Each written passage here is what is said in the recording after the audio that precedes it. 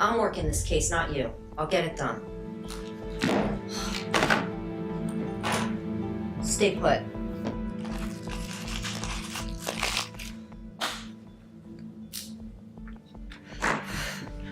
Chandler's mom was beaten half to death in a home invasion last week.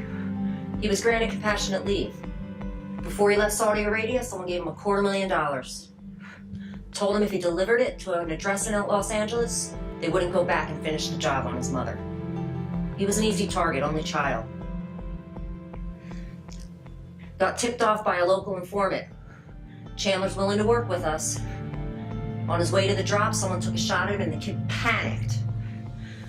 He tried to get home to his mom in West Virginia, made it as far as DC.